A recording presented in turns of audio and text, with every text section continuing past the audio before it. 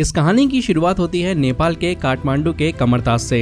यहाँ पे सबसे पहले हमें विलन केसिलियस दिखाई देता है, जो अपने कुछ साथियों के साथ कमरताज के एक सीक्रेट लाइब्रेरी में घुसकर एक इम्पोर्टेंट किताब के कुछ पेजेस चुराने की कोशिश करता है। लेकिन तभी वहाँ की गुरुमा आ जाती हैं और केसिलियस से फाइट करने लगती हैं। गुरुमा, जो कि कमरताज के स्कूल की हेडमास्टर हैं, उनका काम था अपने स्टूडेंट को मैजिक की कला सिखाना। जब उन्हें पता चलता है कि केसिलियस उस किताब के कुछ पेजेस चुराकर दुनिया में बड़ा खतरा ला सकता है, तो वो उसे रोकने की पूरी कोशिश करती हैं। गुरुमा केसिलियस और उसकी टीम के साथ एक मैजिकल वर्ल्ड में फाइट करती हैं और उन्हें वहां से भागने पर मजबूर कर देती हैं।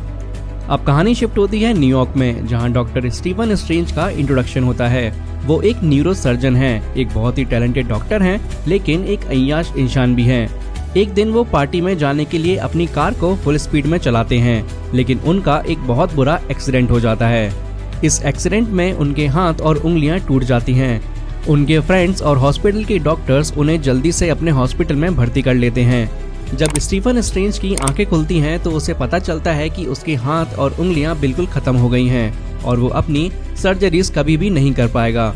वो अपने डॉक्टर से पूछता है कि उन्होंने उसका गलत इलाज क्यों किया। अगर वो उनकी जगह होता तो वो सबसे पहले टिश्यू रिपेयर करते, पर उन्होंने रॉड्स डालकर उसका बहुत बड़ा नुकसान कर दिया। यहाँ हमें डॉक्टर स्ट्रेंज की फ्रेंड क्रिस्टीन भी दिखाई जाती है। डॉक्टर स्ट्रेंज अपने रिकवरी के लिए एक थेरेपिस्ट से मदद लेते हैं और उनसे पूछते हैं कि क्या उन्होंने कभी किसी और पेशेंट को भी देखा है जो उनकी कंडीशन से गुजरा हो। तब वो थेरेपिस्ट स्टीफन स्ट्रेंज को बताता है कि हाँ, मैंने एक और इंसान देखा था जिसका नाम था जोनाथन। उसका भी एक बहुत बुरा एक्सीडेंट हुआ था और उसकी टांगें पूरी तरीके से टूट गई थी।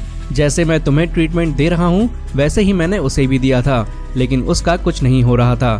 फिर एक दिन वो शहर से गायब हो गया। मुझे लगा वो मर गया होगा, लेकिन 3 महीने बाद मैंने उसे देखा और वो अपने पैरों पर खड़ा था। जब मैंने उससे पूछा कि तुमने ऐसा कैसे किया, तो उसने कुछ नहीं बताया, लेकिन अगर तुम चाहते हो तो मैं तुम्हें बता सकता हूँ। स्टीफन स्ट्रेंज ने जवाब दिया, ये पॉसिबल नहीं हो सकता। इतना बुरा एक्सीडेंट और कोई इंसान अपने पैरों पर कैसे खड़ा हो सकता है। तब वो फिजियोथेरेपिस्ट कहता है, मैं तुम्हें उसकी फाइल दिखाता हूँ और फिर तुम्हें समझ में आ जाएगा। कुछ टाइम बाद जब वो फाइल स्टीफन स्ट्रेंज के सामने आई तो उसे यकीन हो गया कि उसकी टांग का एक्सीडेंट सच में बहुत बुरा हुआ था। फिर स्टीफन को लगा कि अगर जोनाथन ठीक हो सकता है तो मैं क्यों नहीं हो सकता। इसलिए वो सीधा जोनाथन से मिलने के लिए चला जाता है। जब स्टीफन स्ट्रेंज ने जोनाथन को अपने पैरों पर खड़ा देखा तो वो हैरान हो गया और उसने पूछा, आखिर तुमने अपना इलाज कैसे किया। जोनाथन ने जवाब दिया, मैंने अपनी आध्यात्मिक शक्ति को बढ़ाया और मैंने ये सब कुछ कमरताज जाके किया। अगर तुम्हें भी अपने हाथ और उंगलियों का इलाज चाहिए तो तुम भी वहां जा सकते हो। ये सुन के डॉक्टर स्ट्रेंज नेपाल के काठमांडू पहुंच गया। कमरताज की तलाश में काफी दिनों की मेहनत के बाद उसे मॉर्डो मिलता है, जो उसे एक सीक्रेट जगह ले जाता है। वहां डॉक्टर स्ट्रेंज की मुलाकात होती है गुरुमा से। पहले तो डॉक्टर स्ट्रेंज को लगता है कि यहाँ कोई एडवांस टेक्नोलॉजी या क्लास चल रही होगी जो उसके हाथ और उंगलियों को ठीक कर सके, लेकिन फिर उससे पता चलता है कि यहाँ तो आध्यात्मिक स्कूल है जो गुरुमा चलाती हैं। डॉक्टर स्ट्रेंज उन्हें बहुत बुरा भला कहने लगता है और कहता है, मैंने अपने सारे पैसे यहाँ आने में लगा दिए और यहाँ आकर मुझे ये पता चलता है कि यहाँ पर मुझे मैजिकल टेक्निक्स या नॉलेज से अपने शरीर को ठीक करने के बारे में बताया जाएगा। ये बिल्कुल नाइंसाफी है, मैं यहाँ से जाना चाहता हूँ। तब गुरुमा उसके सीने में एक जोर का पंच मार देती हैं और उसकी आत्मा को उसके शरीर से बाहर निकाल देती हैं। जब स्टीफन की आत्मा वापस उसके शरीर में आती है तो वो गुरुमा से पूछता है, आपने ये कैसे किया। तब गुरुमा डॉक्टर स्टीफन स्ट्रेंज को पूरे ब्रह्मांड के सारे डायमेंशन की सैर करवाती है और इस दौरान स्टीफन को ये पता लगता है कि हमारी दुनिया सिर्फ एक छोटी सी बात है। इस दुनिया के अलावा और भी कई डायमेंशंस हैं जो आम लोगों को बिल्कुल भी नहीं पता। और ये सब देखकर डॉक्टर स्ट्रेंज को एहसास हो जाता है कि उसने जो बर्ताव गुरुमा के साथ किया वो बिल्कुल गलत था। फिर वो वहाँ गिड़गिड़ाता है और गुरुमा से कहता है, क्या आप मुझे ये कला सिखा सकती हैं? मैं इसके बारे में और जानना चाहता हूँ, सीखना चाहता हूँ।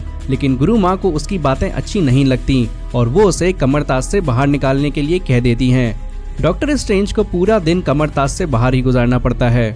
तब मॉर्डो आकर गुरुमा से कहता है कि हमें डॉक्टर स्ट्रेंज जैसे किसी इंसान की जरूरत है जो हमें बुरे लोगों और काले जादू से बचाने में मदद करे।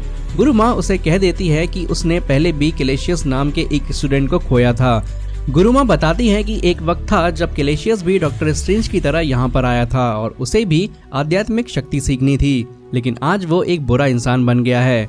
गुरुमा को लगता है कि वो सब कलाएं डॉक्टर स्ट्रेंज को नहीं सिखानी चाहिए, लेकिन मॉर्डो के कहने पर वो मान जाती हैं और डॉक्टर स्ट्रेंज को कमरताज में एंट्री मिल जाती है। कमरताज में और भी टीचर्स होते हैं जो डिफरेंट शक्तियां सिखाते हैं, जो कि शरीर के टिश्यूज को रीबिल्ड करने में मदद करते हैं। ये सब आध्यात्मिक शक्तियां इतनी पावरफुल होती हैं कि किसी भी चीज पर अपना पूरा कंट्रोल पाया जा सकता है और इस तरह डॉक्टर स्ट्रेंज अपने शरीर और मन को ट्रेन करता है। कमरताज में डॉक्टर स्ट्रेंज काफी नई बातें सीखता है क्योंकि वो एक न्यूरोसर्जन है। उसे किताबें पढ़ने का शौक है। कमरताज की लाइब्रेरी में जाकर वो अपनी मेंटल एबिलिटी को बढ़ाने की कोशिश करता है। इसी दौरान हमें एक और कैरेक्टर मिलता है जिसका नाम है वोंग, जो कमरताज की लाइब्रेरी का लाइब्रेरियन है। वो डॉक्टर स्ट्रेंज को कुछ स्पेशल किताबें पढ़ने के लिए कहता है जिनके थ्रू वो अपनी आत्मा को शरीर से बाहर निकाल सकता है और अपनी शक्तियों को भी एनहांस कर सकता है। डॉक्टर स्ट्रेंज को आध्यात्मिक शक्तियां बढ़ाने की और ज्यादा भूख बढ़ जाती है। इसी वजह से वो कमरताज के प्रतिबंध खंड में कुछ ऐसी किताबें पढ़ने के लिए जाता है जो सिर्फ गुरुमा के लिए रखी गई थी और किसी और का उन्हें पढ़ना मना था। तभी वोंग वहां आता है और डॉक्टर स्ट्रेंज को बताता है कि ये प्रतिबंधित खंड है और इसमें जो किताबें हैं वो सिर्फ गुरुमा के लिए हैं, कोई भी उन्हें नहीं छू सकता। इसी दौरान डॉक्टर स्ट्रेंज को एक नई बात पता चलती है। उसके सामने 3 द्वार दिखते हैं जिन्हें सैंक्टम्स कहा जाता है। वोंग और मॉर्डो डॉक्टर स्ट्रेंज को बताते हैं कि दुनिया में 3 ऐसे सैंक्टम्स हैं, एक लंदन में है, एक न्यूयॉर्क में है और एक हांगकांग में। इन सभी सैंक्टम्स का काम दुनिया को बाहरी खतरों से बचाना है और अगर कोई दूसरी दुनिया की शक्ति हमारी दुनिया पर हमला करे तो ये सैंक्टम्स उसे रोकने की कोशिश करेंगे। वोंग डॉक्टर स्ट्रेंज को ये भी बताता है कि ये सैंक्टम्स हमारी दुनिया के लिए एक सुरक्षा कवच का काम करते हैं। अगर कोई दूसरी दुनिया का एलियन या कोई दूसरी दुनिया की शक्ति हमारी दुनिया में आने की कोशिश करती है तो ये सैंक्टम्स उन्हें रोकने में मदद करते हैं। ये सुनकर डॉक्टर स्ट्रेंज की क्यूरियोसिटी और बढ़ जाती है और वो अपनी ट्रेनिंग को और इम्प्रूव करने की कोशिश करता है। एक दिन डॉक्टर स्ट्रेंज छुपकर प्रतिबंधित खंड में जाकर गुरुमा की एक किताब चुरा लेता है। जब वो उस किताब को खोलता है तो उसमें आई ऑफ आगामोटो के बारे में पता चलता है जो टाइम स्टोन से जुड़ा हुआ है। डॉक्टर स्ट्रेंज उस किताब को पढ़ने लगता है और उसे ये समझ आता है कि आई ऑफ आगामोटो को यूज करने के लिए कुछ और पन्नों की जरूरत थी। जब डॉक्टर स्ट्रेंज पुरानी किताबों से पढ़कर रस्म को समझकर आई ऑफ आगामोटो को यूज करता है तो वो अपने सामने रखे एक सेब पर पहला एक्सपेरिमेंट करता है। जब वो अपने हाथ को रिवर्स घुमाता है तो वो सेब वापस से नया हो जाता है, जैसे उसने कभी उस सेब को खाया ही ना हो। फिर जब वो उसे रिवर्स घुमाता है तो सेब का टुकड़ा बिल्कुल गायब हो जाता है, यानी वो खत्म हो जाता है। इससे डॉक्टर स्ट्रेंज को ये समझ आता है कि उसने अब टाइम पर कुछ कंट्रोल पा लिया है। अगर वो टाइम स्टोन को परफेक्टली यूज करना चाहता है तो उसे पूरी तरह से उस रस्म को समझना होगा और उन पन्नों को ध्यान से पढ़ना होगा। डॉक्टर स्ट्रेंज को देखते हुए वोंग और मॉर्डो उसे रोक लेते हैं और कह देते हैं कि गुरुमा की किताब को छूने का फैसला गलत है। वो दोनों डॉक्टर स्ट्रेंज को समझाते हैं कि जो कुछ वो कर रहा है वो पूरे कमरताज के सिद्धांतों के खिलाफ है। तभी केशिलियस की एंट्री होती है। केशिलियस, जो पहले से ही अपने दुष्ट इरादों के लिए जाना जाता है, डॉक्टर स्ट्रेंज के सामने आता है और अपनी इविल प्लान्स को इम्प्लीमेंट करना शुरू कर देता है। केशिलियस ने हांगकांग के सैंक्टम को तोड़ दिया है, जिसका काम दुनिया को एक्सटर्नल थ्रेट से बचाना था। अब वो न्यूयॉर्क के सैंक्टम को भी नष्ट करना चाहता है। वोंग, मॉर्डो और डॉक्टर स्ट्रेंज को ये बात बिल्कुल भी पसंद नहीं आती और इसके बाद एक इंटेंस फाइट शुरू हो जाती है। फाइट के दौरान डॉक्टर स्ट्रेंज गलती से न्यूयॉर्क के सैंक्टम तक पहुंच जाता है। वहां डॉक्टर स्ट्रेंज को एक खास कपड़ा यानी कि क्लोक ऑफ लेविटेशन मिलता है। ये क्लोक डॉक्टर स्ट्रेंज को एक स्पेशल टूल के रूप में मिलता है। अब डॉक्टर स्ट्रेंज को टाइम स्टोन की मदद से अपनी शक्तियों को बढ़ाने का एक नया रास्ता मिलता है और वो केशिलियस और उसकी टीम के साथ लड़ने की कोशिश करता है। डॉक्टर स्ट्रेंज अपनी कला में माहिर हो चुका होता है और केशिलियस को घुटनों तक ले आता है, लेकिन तब केशिलियस एक बड़ा राज खोल देता है। वो डॉक्टर स्ट्रेंज को बताता है कि गुरुमा भी काली शक्तियों से अपनी शक्तियां प्राप्त करती हैं और अगर डॉक्टर स्ट्रेंज सच में ये बात जानना चाहता है तो वो गुरुमा से इस बात का जिक्र करे। इस राज को सुनकर डॉक्टर स्ट्रेंज को काफी शौक लगता है। इस समय केशिलियस उसका फायदा उठाता है और वहां से भाग जाता है। गुरुमा, जो कि काफी ज्यादा घायल हो चुकी होती हैं, केशिलियस को पकड़ने की कोशिश करती हैं और एक ऐसा मैजिक क्रिएट करती हैं जिसमें वो दूसरी दुनिया को असली दुनिया से कनेक्ट करती हैं। गुरुमा और केशिलियस के बीच एक इंटेंस फाइट होती है। केशिलियस अपनी शक्तियों का इस्तेमाल करता है, लेकिन गुरुमा अपने मैजिक से केशिलियस को रोकने की कोशिश करती हैं। लेकिन केशिलियस एक खास वेपन के साथ गुरुमा पर हमला कर देता है और इस वजह से गुरुमा बहुत बुरी घायल हो जाती हैं। डॉक्टर स्ट्रेंज गुरुमा को घायल देखकर उन्हें अपने हॉस्पिटल में ले जाता है ताकि उनका इलाज हो सके। जब डॉक्टर्स उनका इलाज कर रहे होते हैं तब गुरुमा अपनी आत्मा को शरीर से बाहर निकाल देती हैं। ये देखकर डॉक्टर स्ट्रेंज को समझ आता है कि टाइम और स्पेस के कॉन्सेप्ट को समझना बहुत जरूरी है। गुरुमा की आत्मा और डॉक्टर स्ट्रेंज के बीच एक स्पिरिचुअल कन्वर्सेशन होती है। दोनों के बीच ये बातें एक अलग डायमेंशन में हो रही होती हैं, जैसे एक सेकंड का समय एक महीने के बराबर हो जाता हो। यहाँ पर एक इम्पोर्टेंट मोमेंट होता है जब गुरुमा स्टीफन स्ट्रेंज को बताती हैं कि एक वक्त आएगा जब उसे भी बुरी शक्तियों की जरूरत पड़ेगी।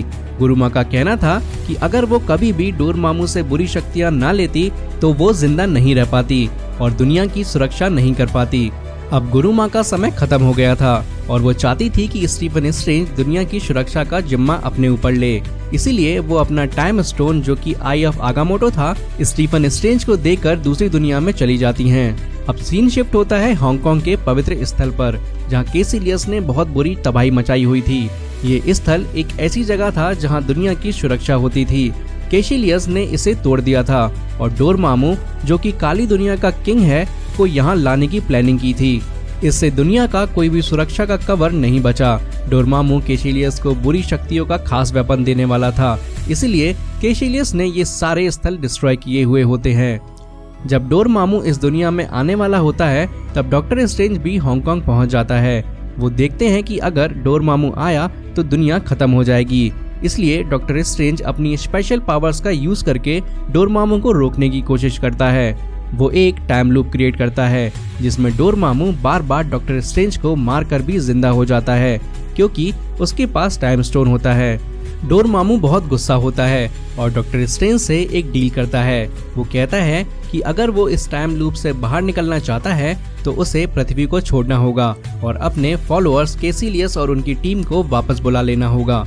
डोरमामू इस बात से एग्री कर लेता है और पृथ्वी को छोड़कर अपने दोस्तों के साथ यानी कि अपने टीम के साथ वहां से चला जाता है। मूवी के मिड क्रेडिट सीन में हमें दिखाया जाता है कि डॉक्टर स्ट्रेंज अब न्यूयॉर्क के पवित्र स्थल की रिस्पॉन्सिबिलिटी अपने ऊपर ले लेता है और थॉर के साथ बात कर रहा होता है। और ये एक तरह से हिंट भी होता है थॉर रैग्नारॉक मूवी के बारे में। मूवी के पोस्ट क्रेडिट सीन में हमें मॉर्डो दिखाई देता है जो अपनी मैजिक पावर का यूज करके एक और इंसान से उसकी मैजिक पावर खींच लेता है। मॉर्डो ये भी बताता है कि दुनिया में और भी लोग हैं जिनके पास अभी भी स्पिरिचुअल पावर्स हैं। इसके साथ ही ये मूवी कंप्लीट हो जाती है और यहाँ मूवी का एंड हो जाता है।